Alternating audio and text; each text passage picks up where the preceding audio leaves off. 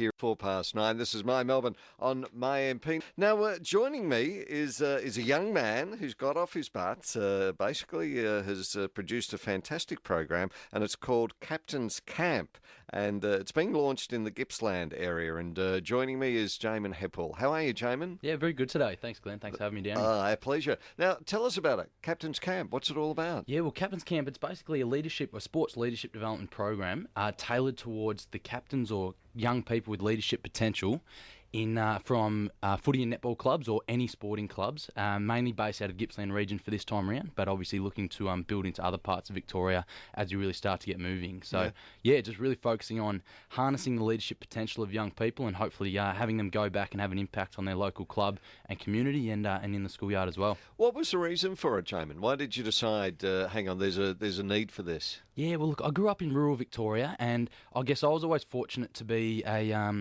I suppose strong at sport, good at sport, but also connected well with other areas of the community, whether it be in the arts or music or whatever it be.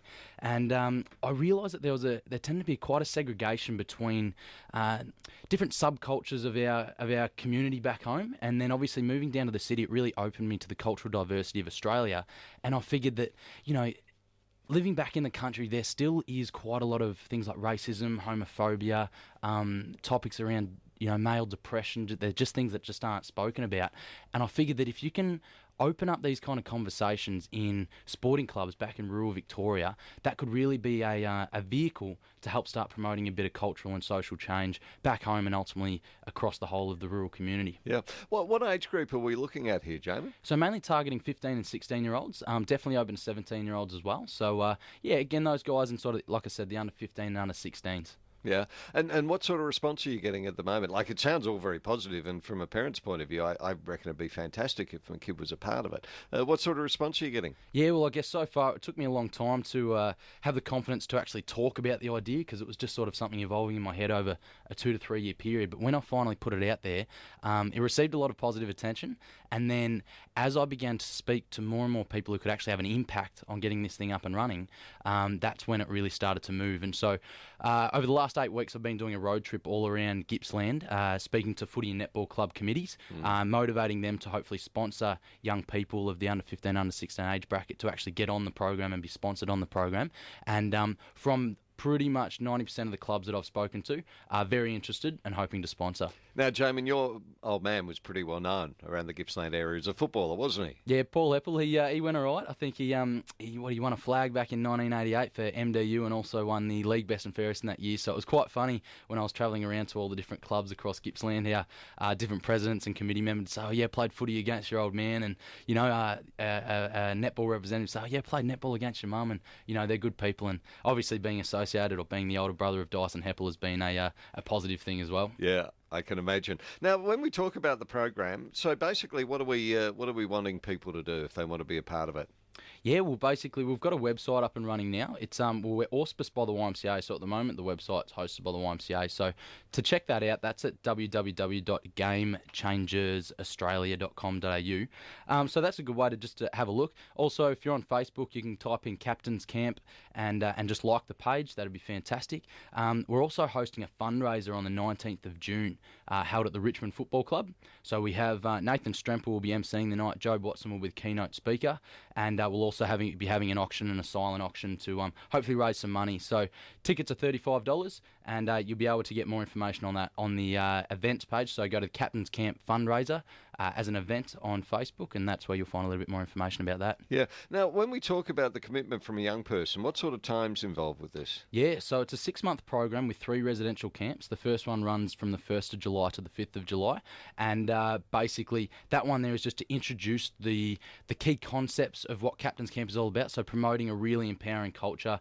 We'll be inviting sports players or elite athletes down to speak to the guys. We'll also be having sports psychologists, sports nutritionists, strength and conditioning coaches down to teach these young men and women how to play their sport better.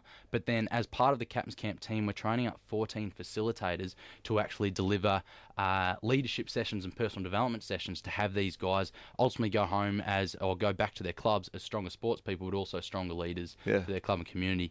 So that's the first camp. The second one will be a camp held down in Melbourne in September, and then the third one will be more of a survivor-based camp we're hoping to run at French Island down in December. And again, that's more about setting up tent, cooking your food, but really working as a team, because obviously we know that if one person isn't contributing their bit when part of a team, then the whole thing breaks down. So just tackling all areas of leadership. Jamin, what sort of costs are involved? So it's $1,500 per participant.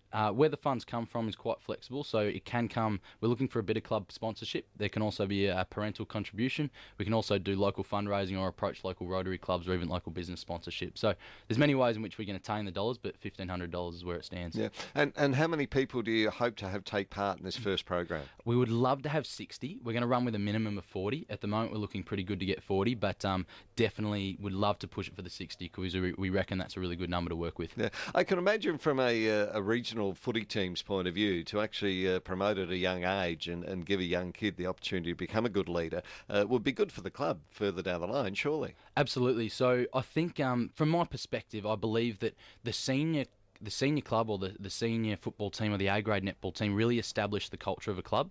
However, working with senior people can be quite difficult, because obviously sort of life gets in the way. But I find that, at that under 15 and under 16 age bracket, they're still quite, they've had a little bit of life experience, but still quite open to new opportunities, and I guess exploring a little bit more what life's all about. And it's also at that age group where, other social issues are being introduced, things like, drugs, sex, alcohol, those kind of things. So I believe that if you can have a positive impact on the decisions that the choices that they're making at that age, it could have a really powerful impact on the culture of their current team, but also, if they go through the program and become empowered leaders 5 years down the track, they're going to be a really strong leader for their senior team, and ultimately that's going to really shape the culture of a club. Well and truly. And it's a big commitment for the individual, so if they're prepared to do that, that's one good step, surely. Absolutely. I mean, the program runs for 6 months, and the reason for that is that other leadership programs that I've run that only run for a week, they're limited by the fact that it starts and then it stops, and then there's no follow-up. Whereas to host a 6-month program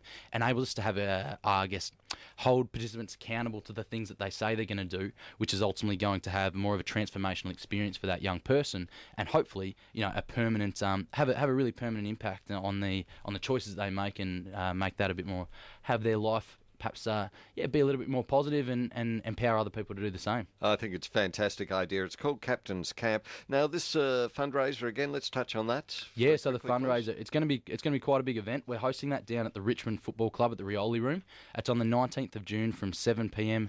to 9:30 p.m. To get more details about that, just head to the Captain's Camp fundraiser events page on Facebook. You'll find out all about it. Tickets are $35. Like I said, Joe Watson will be the keynote speaker. Nathan Strempel will be emceeing the event. You'll find out a bit more about Captain's Camp, and you'll also have a chance to buy some amazing auction items, be it some sports memorabilia or even a holiday away. So we'd love to see as many people down there as we possibly can. It all helps the cause and will help the young people, that's for sure. Hey, well done with that, Jamin. Congratulations on the whole idea of it all and putting it into practice. Awesome. Thanks a lot, Glenn. It's been a pleasure.